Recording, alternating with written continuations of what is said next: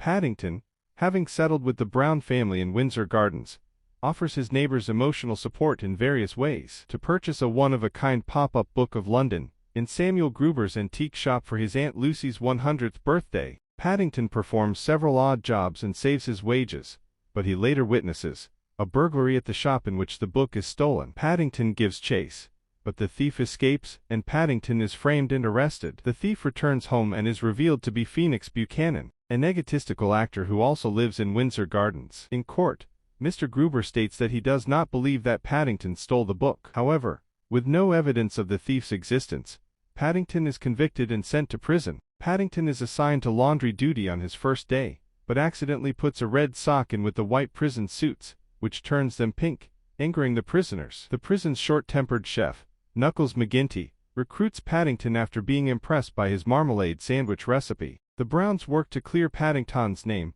putting up sketches of the thief all over London. Buchanan uses the book to locate a series of clues within London's landmarks, which unveil the location of a secret treasure. During their efforts to prove Paddington's innocence, the Browns encounter a fortune teller, who informs them that the book leads to the hidden fortune of the original author. With Paddington's influence, the prison becomes a much livelier and friendlier place. But Paddington struggles to remain positive when the Browns are unable to prove his innocence, but keep hunting. Knuckles and two other prisoners, Fibs and Spoon, later tell Paddington that although the Browns mean well, they will eventually forget about him. Becoming convinced that Buchanan is the culprit, the Browns look for the stolen book inside his house. They find a secret attic, where Buchanan's various costumes are stashed, including the disguise he wore to steal the book. Meanwhile, the Browns' investigation causes them to miss visiting Paddington in prison. Paddington, believing the Browns have forgotten him, joins Knuckles, Fibs and Spoon in a prison break. They promise to aid in proving his innocence,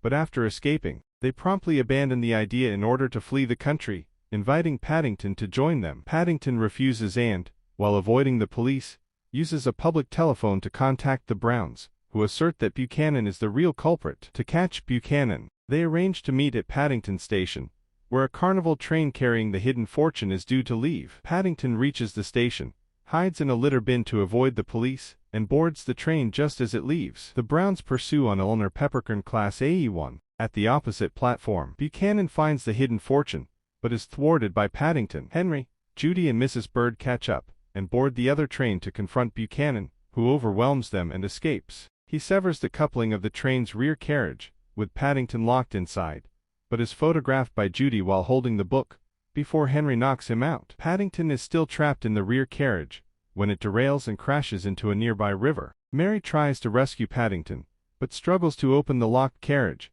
She is soon assisted by Knuckles, Fibs, and Spoon, who had a change of heart and decide to help Paddington as promised. Paddington falls into a coma, but wakes up on Lucy's birthday to find himself at home. He learns that he has been exonerated, and that Buchanan has been arrested. Although Paddington is disappointed that he cannot give Lucy the book as it has been taken in as police evidence, he discovers that the Browns, with the help of their neighbors, arranged for Lucy to come to London herself. Opening the front door to her, Paddington hugs Lucy, wishing her a happy birthday. During the credits, Knuckles, Fibs, and Spoon are pardoned, and Knuckles opens a sandwich business. Buchanan is sentenced to 10 years in prison for his crimes. 6 months later, he is shown to be putting his experience as a performer to further use by hosting shows for the inmates and providing entertainment throughout the building.